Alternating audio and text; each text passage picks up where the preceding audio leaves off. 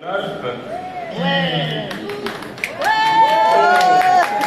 permis cette intervention, et plus particulièrement comme nous sommes une nouvelle région assez étendue, du Puy-de-Dôme au Savoie, de l'Ain à la Drôme-Ardèche et de l'Isère au Cantal. D'abord, il faut faire un constat, notre société se fait plus âgée. En 50 ans, depuis 1968, la part des plus de 75 ans dans la population est passée de 3 à 16,2%.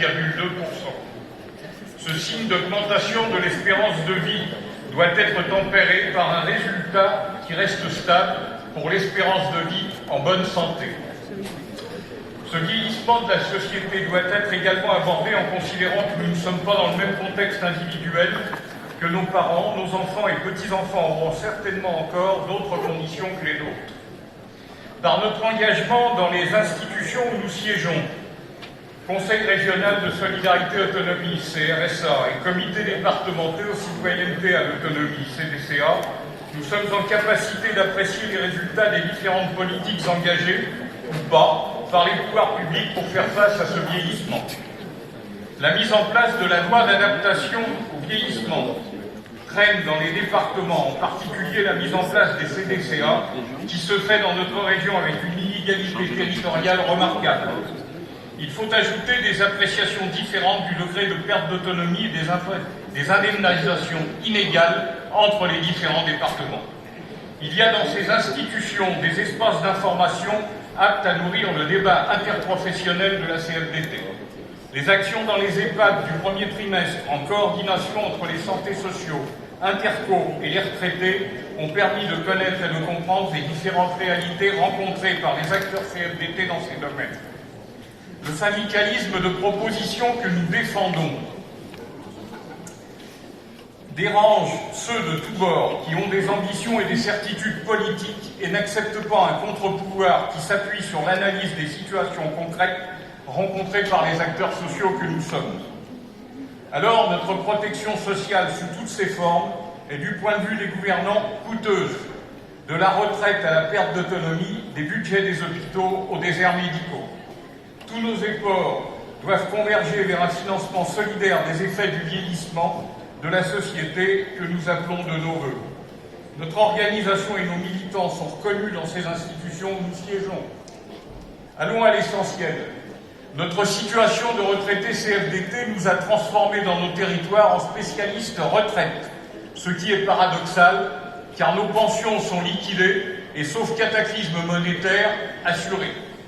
Pourtant, le coup est passé près avec les régimes ARCO et AGIRC, où le défaut d'accord aurait pu entraîner une baisse de 10% de toutes les pensions versées par ces régimes.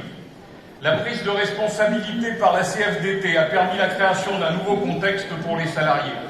Rappelons que ces retraites complémentaires représentent une part non négligeable du montant total des pensions perçues par les salariés du privé, où on ajoute nos 1% cotisation maladie, on a évoqué, Dominique Fabre avait évoqué ce matin. Et ce, dans un attachement fondamental au régime par répartition qui repose sur la solidarité intergénérationnelle. Les actifs ne cotisent pas pour leur retraite, mais financent la pension des retraités. Aussi, la perspective d'une évolution des 37 régimes de retraite vers un autre système unique rentre dans cette réforme systémique que la CFDT défend depuis près de 10 ans. Il faut sortir du débat de spécialistes. Et puisque la CFDT prend à son compte un système de retraite à la carte, il nous faut être vigilants sur l'introduction des éléments personnels dans le passage à la retraite. Notre expérience du monde des retraités nous incite à nous méfier des effets pervers que pourraient prendre les comptes notionnels. L'enquête Parlons Retraite, à l'instar de Parlons Travail et de la plateforme participative préparant ce congrès, est une bonne initiative. Enfin, nous donnons acte à la Confédération de la place reconnue de l'extérieur dans l'organisation. Le renouvellement générationnel ne peut se confondre avec le conflit de génération. Le travail de proximité accompli par les équipes de retraités dans les structures interprofessionnelles est aujourd'hui indispensable à la CFDT, du fait en particulier des engagements des militants salariés dans leurs syndicats, leurs entreprises et leurs administrations. Le Congrès de Marseille, après d'autres, l'a reconnu. Celui de Rennes va plus loin en proposant une place à l'UCR dans le Bureau national. Nous voterons le rapport d'activité car en lui, il porte les éléments de réflexion, de débat et d'action qui vont dans le bon sens sur tous ces sujets. Bravo.